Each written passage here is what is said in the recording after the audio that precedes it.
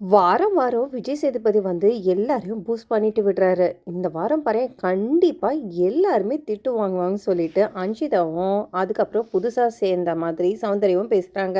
எல்லாரும் ஈஸியா நினைச்சுக்கிட்டாங்களா இந்த கப்பு வாங்கிட்டு போறது? அவன் வெளியில கஷ்டப்பட்டுட்டு இந்த கேம்குள்ள வந்தா இவங்க என்னவோ டாஸ்க்ல விட்டு கொடுப்பாங்களாம், இப்படியா விளையாடுவாங்கன்னு சொல்லிட்டு சௌந்தர்யா பேசுறாங்க. அன்ஷிதா சொல்றாங்க, இந்த ஜாக்லின் பொறுத்த வரைக்கும் ரொம்பவே பொய் பேசிட்டு இருக்கா.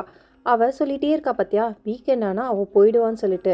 எனக்கு தெரிஞ்சு அவ போகவே மாட்டா. வீக்கெண்டு ட்ரெஸ் வாங்குறதும் அதுக்கு அனுப்புறதுமா இதெல்லாம் பண்ணுவாங்களாம். ஆனா சும்மாவே சொல்லுவாங்களாம். அதுக்கு சௌந்தர்யா சொல்றாங்க, ஏன் அப்படி பண்றான்னு தெரியல, சும்மா இதே தான் சொல்லிக்கிட்டே இருக்கா, நான் போயிடுவேன் போயிடுவேன்னு சொல்லிட்டு. போயிடுவேனா நீ எதுக்கு உள்ள வர? மஞ்சரி எப்படிப்பட்ட ஒரு கேம் விளையாடினா பார்த்தியா, வாயை திறந்தா அவளுமே பொய் தான். ஸோ ரெண்டு பேருமே இந்த தடவை நல்லா வாங்குவாங்க.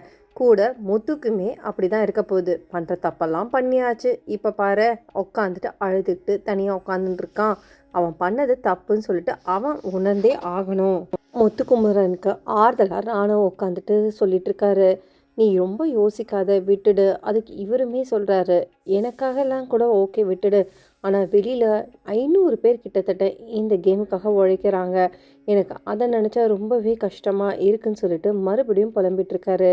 ராணாவும் சொல்கிறாரு, இந்த கேமுக்கு உள்ளே வரணுன்றதுக்காக நிறைய பேர் மாடலில் இருக்கவங்க கூட யோசிச்சுட்டு இருந்தாங்க. ஆனால் இந்த கேம்குள்ளே வர்றது அவ்வளோ ஈஸி கிடையாது. வந்த சான்ஸை விடவும் கூடாது. அருணை ஒரு மாதிரி தான் பண்ணிட்டு இருப்பான். ஆனால் இப்போ கொஞ்சம் பரவாயில்லன்னு சொல்லிட்டு அருணுக்குமே சப்போர்ட்டாக ரெண்டு பேரும் பேசிகிட்டு இருக்காங்க.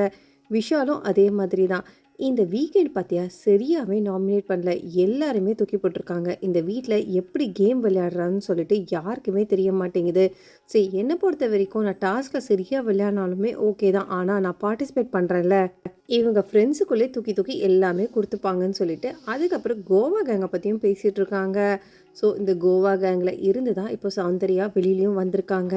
ஜெஃப்ரியுமே அதே மாதிரி தான். அந்த கேங்குக்கு ஒரு பேருக்கு தான் அவருமே இருந்திருக்காரு. ஸோ இவங்கெல்லாம் ஃப்ரெண்ட்ஷிப்னு சொல்லிட்டு ஏதோ ஒரு கேமை விளையாடினாலுமே யாருமே அந்த ஃப்ரெண்ட்ஷிப்குள்ளே உண்மையாகவும் இல்லை. ஆன்ஷிதா ஜாக்லின்க்கு ஏதோ கிடைக்க போகுதுன்னு சொல்கிறாங்க விஜய் சேதுபதி கிட்ட. ஸோ விஜய் சேதுபதி வந்தால் நாளைக்கு இதெல்லாம் மறந்துட்டு அவர் என்ன மாதிரி ஒரு கேமை சொல்ல போகிறாருன்னு தெரியலை.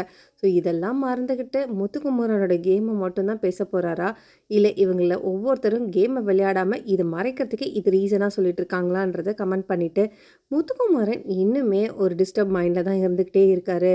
ஸோ லைவில் பொறுத்த வரைக்கும் இதே தான் போயிட்டுருக்கு. இன்னொரு முக்கியமான விஷயம் பார்த்தீங்கன்னா, இந்த கேப்டன்சி டாஸ்க்கு மறுபடியும் சண்டே நடக்க போதான்.